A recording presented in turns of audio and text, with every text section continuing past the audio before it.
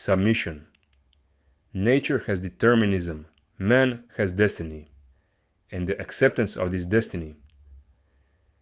This is the supreme idea, the final idea, the idea that Islam calls its own name. But let us not speak of it in the abstract. Let us look honestly, quietly, at our own lives. What has remained of our most precious plans? What has become of the dreams we carried in our youth?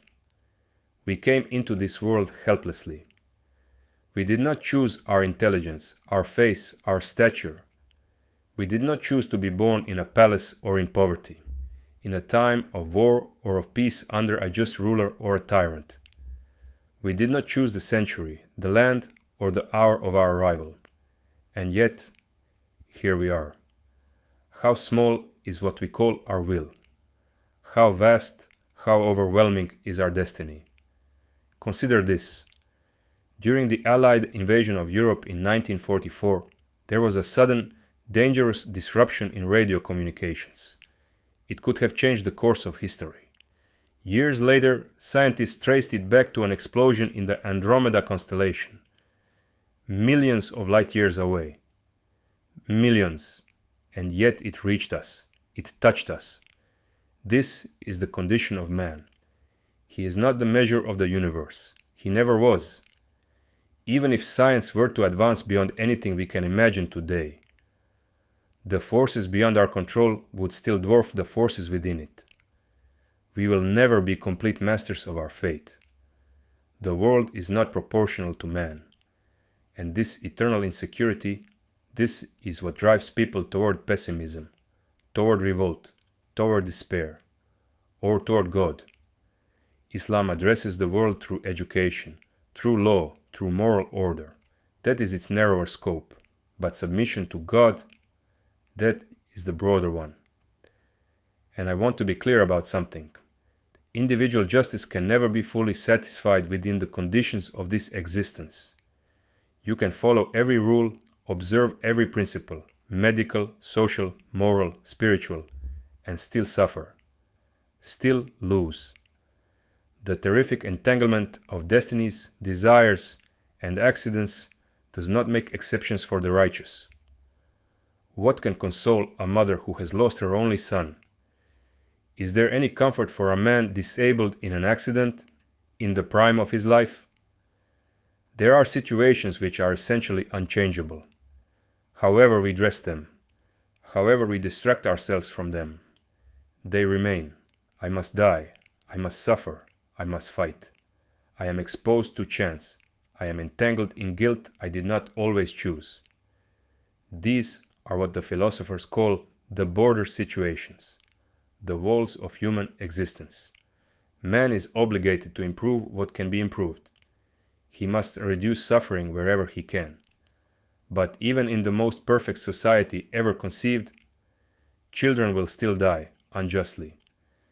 Injustice and pain will never fully disappear, and however limited they become, they will never cease to be a wound on the conscience of the living.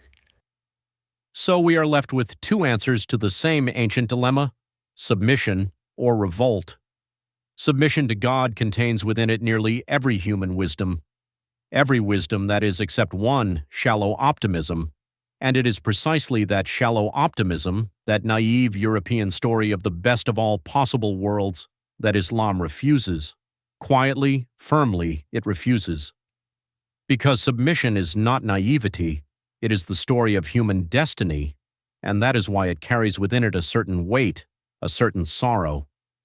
For every destiny, if we follow it to its depths, is tragic, is dramatic.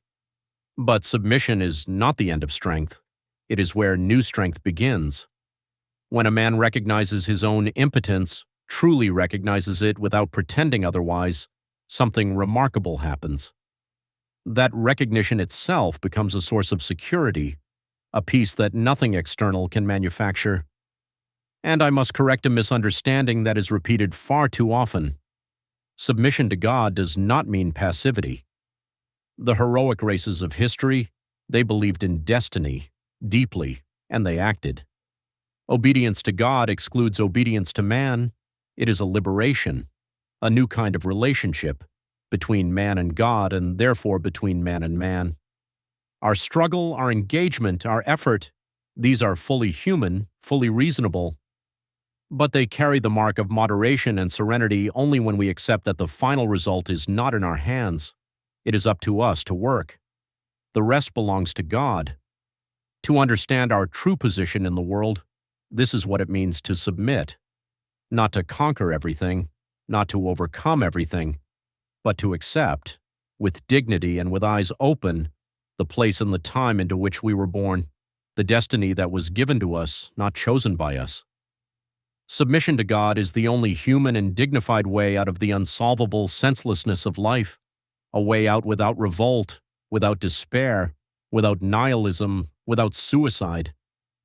It is a heroic feeling, not of a hero, but of an ordinary man, a man who has done his duty and accepted what he could not change. Islam does not take its name from its laws, its rituals, its prohibitions, or from the efforts it demands of body and soul. It takes its name from something that encompasses all of that and rises above it, from a moment of cognition, from the strength of the soul to face whatever time brings, from the readiness to endure everything existence can offer, from the truth, the simple, difficult, beautiful truth of submission to God. Submission to God. Thy name is Islam.